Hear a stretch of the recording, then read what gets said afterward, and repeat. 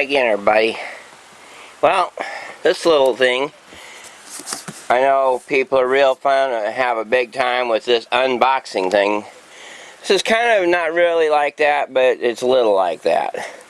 I got some stuff from a group, I want to say it's called American Scientific, but that may be not right. I have to read the label. Yeah, American Science and Surplus in Niles, Illinois. Alright. So, I bought a whole bunch of stuff off their site after a gentleman by the name of Keith Bowen of Hard Rock University said they got stuff there. So I just thought I'd look at their place. And I ordered some stuff. The first thing on here, and again, I haven't opened this up yet. Digital clamp meter. I've wanted one of these for a long time, and a lot of these kind of devices don't last very long, so you end up replacing them on a now and then basis. So we're just kind of looking at all the junk I got. Some people say, boy, you got some weird junk. It's like, well, I'm a weird wabbit. What can I say? I get weird junk. So this device is actually as big as it would have seemed to be from looking at the cover. And just generally all around meter, although this one has the K-type thermocouple sensor on it, which is really neat. I've always wanted one of those. Tells you how warm something is, and of course terminal plugs for it. And then, as you know, they have a little induction device here, and of course it came with a really cheapo battery. They all do. So that was it, from an Enco Electronics, 150 Carpenter Avenue, Wheeling, Illinois. I know where Wheeling, Illinois is. I've done construction work up there. Alright, so that is one of the devices. I can't remember what I don't even know if I've got the printout. I don't know if it says how much they cost on the printout or not. As you can see, this place is just looks like a lunatic lives here. Well, it doesn't disappoint. Well, it does not actually say on here what the prices are. It just says what I'm supposed to have gotten. I've always wanted one of these. It is a rock pick hammer from whoever SE is. Pretty hefty. It's at least 2 pounds. I suppose I could unwrap it. It's just a hammer after all, and I'm sure that a lot of you have seen them. I actually intentionally refrained from opening it until I had this recording. I could have, people say, well, that kind of sounds like you were staging an unboxing thing. Well,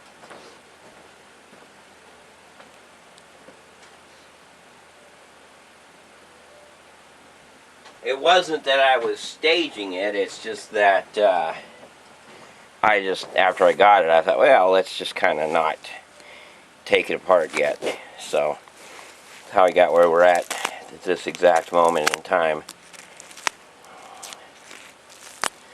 So, generally speaking, it's pretty much just a rock pick hammer. And it's got a little poorly wrapped end on it there. I say poorly wrapped because it came undone, but yeah, just plain old rock pick hammer. Still, I had never had one, and I always wanted one. Let me put this up here, see if that helps camera visibility. Alright, I got a rubber gas mask. I forget if it's Czech or whatever. I did not get it for chemical warfare purposes. I got it because I can use this for sandblasting and hazardous work that I would be doing otherwise. I've wanted one of these for a long time because a lot of the dangerous chemicals I work with, doing chemistry and experiments, and even stuff to do with mining, like mostly muriatic acid. I get that garbage in my lungs all the time, just acid, chlorine gas, and muriatic acid, hydrochloric acid vapors. So yeah, I wanted one of these things for a long time. It came with apparently, and I doubt I'll ever use this because I want to run it with compressed air, but it does come with a cartridge. I don't know how well it works. You apparently peel the top off of the front of it, or then you unscrew it. I'm not going to do that here because if I ever want it to be in good shape, and I guess it just comes with this vinyl bag, cheap, probably made in China. It's got a label on here, or a label spot for a label anyhow. A little cardboard thing you can put on there, and it's somewhat worn out looking. I don't know if this is actually used surplus or if this is just something that's been treated badly, but I don't really care as long as I can use it for what I need to use it for. And so I'll go ahead and put this back in the container that it came with, just so that I don't lose stuff. And the other thing is I'll go ahead and put these back in the pouch that this came with, just so I don't lose them. And hopefully I'll get lots of good years of use out of this thing. No idea. But I'm going to drop the battery in there too. So those are the two largest items I got as far as, well, cost, I think. I got a whole bunch of these little 3-volt batteries. I think each one of these packs is 50. Now someone would say, well, why'd you get all them packs of 3-volt batteries? And I believe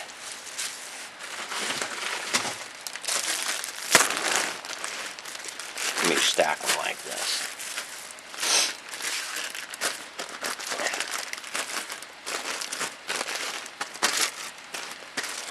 So that it may be all of them. Looks like it. I think that's all of them. So those, if you take these little batteries here and you stack them up, you know, they're coin batteries, stack them up vertically, you get more volts. So if you had, this is 50 pairs, I think. So I think this is 100. It's either 25 or 50 in here. So this is either 150 volts worth or 300 volts worth times 10, which arguably is 3,000 volts DC, or 300 300 volts times 10. And what I thought of using them for, believe it or not, is for a special light that would have like a laser pointer on it and a high-powered halogen and or LED. Let me show you the housing that I want to use for this.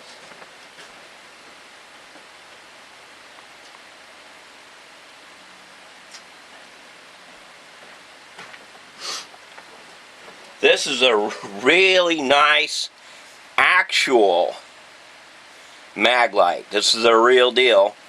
I don't know if I can read it on here, but Maglite Mag Instrument, Ontario, California, USA. It's the absolutely top of the line Maglite. Of course, it doesn't have batteries in it. I've got enough batteries I could put in it, but I was wanting to put these coin batteries in there instead.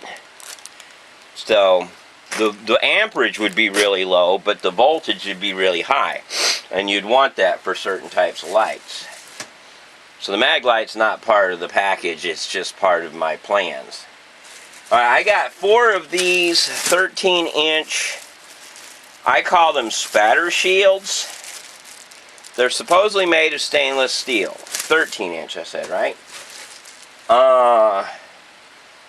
Alpha Sigma, apparently, is the brand. And I got these for sifting and classifying rock and stone. In other words, this is mining related. So they're all one size, but the reason I got 4 of them is so that I have a lot of volume. Because if you took one of these, it seems like a lot of volume, but if you had 4 of them, you have a lot more. Plus, I get this idea to have a rotary box. In other words, they'll be stuck, all 4 of them together on the 4 different sides of a box. And what that will allow me to do is, as the box rotates, it's an active sieve rather than a passive one. So I don't have to sit there and shake it or anything like that. As long as I've crushed down my stone where it is relatively fine so that it won't just tear these up, then this right here, from what I can tell, is a 50 mesh or better. So I got 50 mesh stainless steel screens, and if I've got them on a rotating box, then what that'll do is anything smaller than 50 mesh will fall through there, and the rest will come out the end, and I can regrind it down below 50 mesh. This is just a catalog from them. American Science and Surplus. This is buy yourself a gift. You deserve it. I didn't care about buying myself a gift. Alright, this device, Mom, I actually bought Mom a gift, and it turned out to not work. It was a little calendar with pictures on it. Calendar clock with pictures and a ruler. The ruler works, and the picture holders work, but the clock didn't. Alright, I also got 2 of these. 101 spring assortment.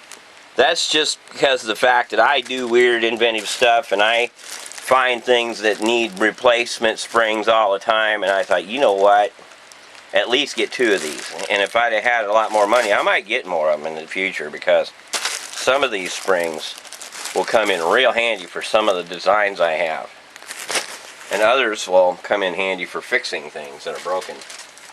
Alright, this I got 1, 2. Are these the same device? No, those are different. Oh, yeah, those are solenoids. 2, make certain I'm pulling out the right thing. Did I only get? I guess I only got 2 of those. These solenoids I'm going to use on my tractor and track loader as power fuel cutoff system. One reason is that there's a lot of reasons you might want the engine to shut off. And you may not even, in fact, if you fall off the track loader, you want the motor to shut off. That's what you call dead man switch, because if otherwise, it could roll over you and kill you, or mangle you. So between that, low oil, low fuel, because you don't want to suck air into the fuel line. So basically what you do is you have sensors, and I have a whole bunch of limit switches, both positive and negative. What I mean by positive, some of them work, they turn off when you push them, some of them you turn off when you let off of them, which is, you put the one that lets off of under the seat of the operator and or under a pressure sending unit on the oil or the fuel. Then if you have too much water temperature or anything that if it bumps into something the wrong way, and or just have the shut off switch on the dashboard that just says stop the motor at the end of the day, then that'll allow you. One of these solenoids is all you need. You just need to link into it with several switches. Alright, these, I got a bunch of these because I want to get automated watering systems going for my present and future plants, because I keep nearly killing, and sometimes actually killing, some of my crops and stuff because of inadequate water supply. The reason that these will come in handy is I can timed these. These are Siemens Control, so they're a reputable company. They're surplus, and they've got an adjustment on the back. I'm not for sure exactly without looking on them how they work, but I think that dials the total flow.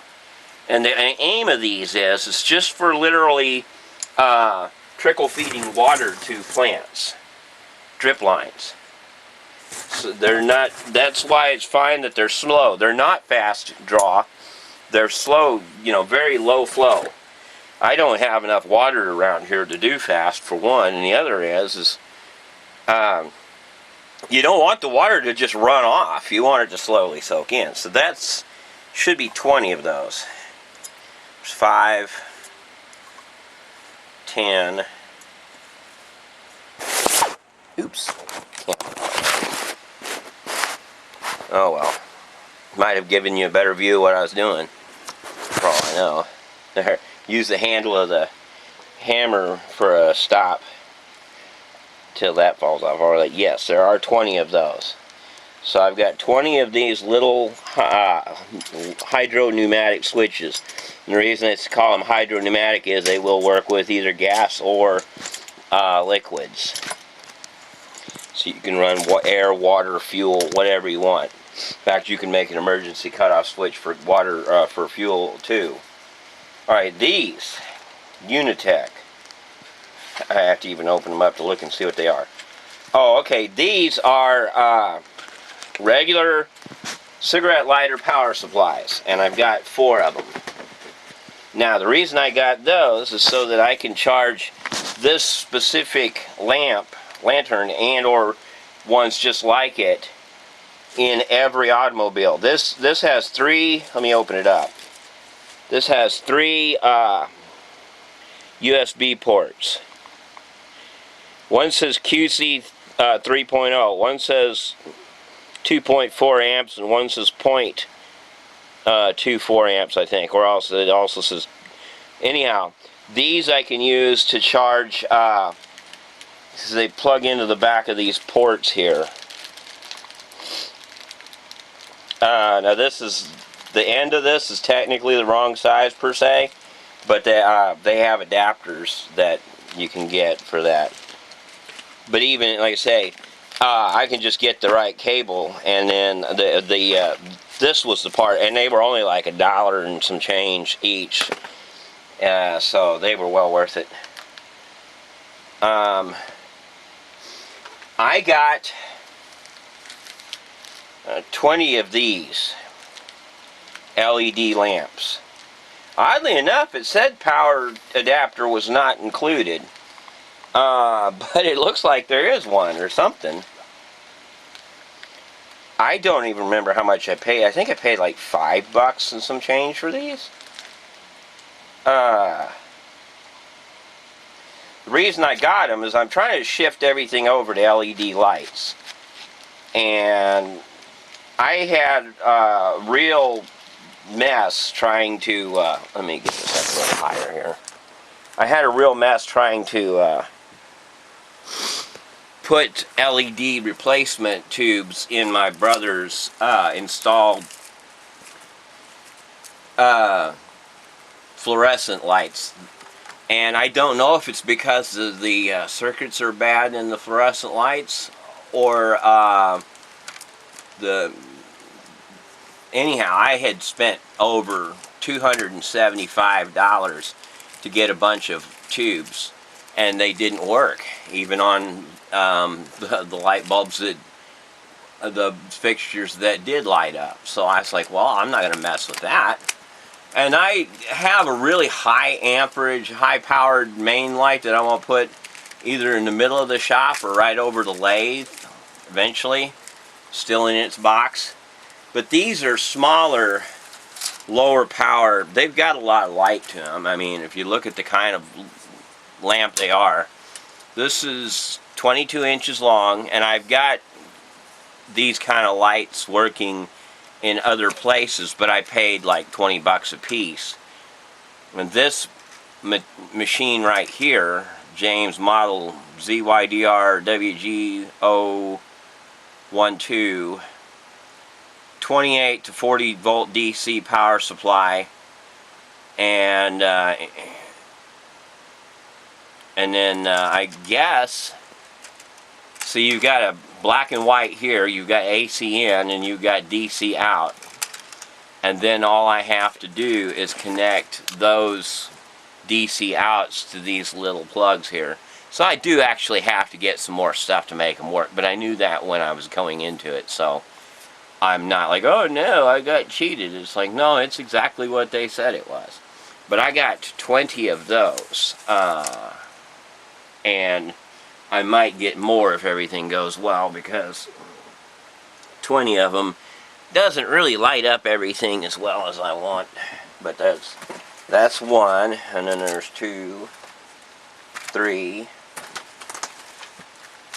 4, 5, 6, 7, maybe I only got 8. I mean 10. 8, 9, 10. Okay, so I only ended up getting 10. I sure thought I got 20, but I only got 10 apparently. I got a little tiny micro chuck. Thought I'd ordered 2. Oh, I did. Okay. Those are real handy for adapting Dremel tools to really tiny bits. Oh, I got 5 of these then. I thought I only got 4. So anyhow, that's everything I got. And so over time, some of these things you'll see me working on different projects, because I've got a lot of places to light up that are needing light, like the whole shop. If you've ever seen anything I've been doing out there, you're really lucky, because I can't hardly see it, and I'm the one doing it. I mean, I can barely see it move around in there since all the lights went out. And, you know, as OSHA standards, which I admit I'm not OSHA certified anything, although I've actually, the reason I know OSHA standards is because I actually did inspections and enforcement for them many years ago. Which I know that probably means people will now hate me because they hate OSHA, and I can't blame them for hating OSHA, but it was my job to make certain that the job sites were safe. And one of the safety features was adequate light. Because if you don't have adequate light, you can get hurt real bad on a job site. And now, yes, lighting is very expensive, and a lot of people don't like spending the money on the electricity it takes to light up their construction sites, because it eats into their profits. But let me tell you what, you get a lawsuit because somebody fell into a hole that they couldn't see in the dark, and you're going to be paying a lot more. So my view on it is, and I personally don't like working in the dark, even if it's, well, there are some things you have to do in the dark, but we won't talk about that here. So yeah, the stuff I got here all was purpose bought, even though some would probably think it was on a whim. I'm going to put this in here to make the box needlessly heavier, but who cares. But anyhow, so yeah, I got some goodies that I will be featuring in various projects over time that you will possibly be seeing on here. Of course, that assumes that I'm going to live long enough to publish it, or that you're interested enough to actually watch me do stupid things, or even intelligent things, which sometimes I do intelligent things, but not that often. I generally have a propensity towards the stupid. It's just something about my mental deficiency that I don't tend to make good decisions in life. But this is all based on actual knowledge of good decisions. So, that is my first effective unboxing event ever, and possibly my last, because I doubt I'll ever do it again. I don't know. I got a box of stuff that I'm not unboxing that even my brother's like, don't open a single one of the packages. And if you've seen any of my stuff, you'll know what I'm talking about. But anyhow, so yeah, this light obviously isn't part of that. This I bought at Walmart. I really like, I recommend those. I can say those are really good lights. Now this one has a little issue that it doesn't always flicker on the switch the right way, the way they expect it to. I know that's really bright, isn't it? Anyhow, but for me, I'm pretty much more of all or nothing when it comes to bright lights. So having a low output light, sure, it would give you more light for a longer period of time, but in reality, I don't need that much light. I mean, I don't need that much time with the light, or else if I do, I need something that's on all the time. I don't need a lot of dim light, I need a lot of bright light. So, that's how that goes. Anyhow, so I will end it here, and that way, by the way, there's a lot of updates I guess I can put here. I'm replacing this on the track loader with a different switch, and I've been working on hard drives to recover some data, including YouTube videos. I had not mentioned before, or if I did, I didn't realize it, but I had been looking for a USB, universal, uninterrupted power port. And this thing, my friend gave to me from the church, and I didn't realize it until I was actually rooting around in that stuff up there, and by then I'd carried it down here before I did a video. And then I got a box of some timers from Amazon that leak like crazy, and since it's a pain in the butt to try to send them back, I think I'm just going to go ahead and use them as they are and just time them so that they I'm going to take out the leaky parts and hook on those solenoids that I just showed you. So that'll allow me to use the timer part without having to worry about the defective solenoids and the leaking all over. Plus it'll keep the timers dry because I can keep them a long distance from the actual water. So that'll be it for this report.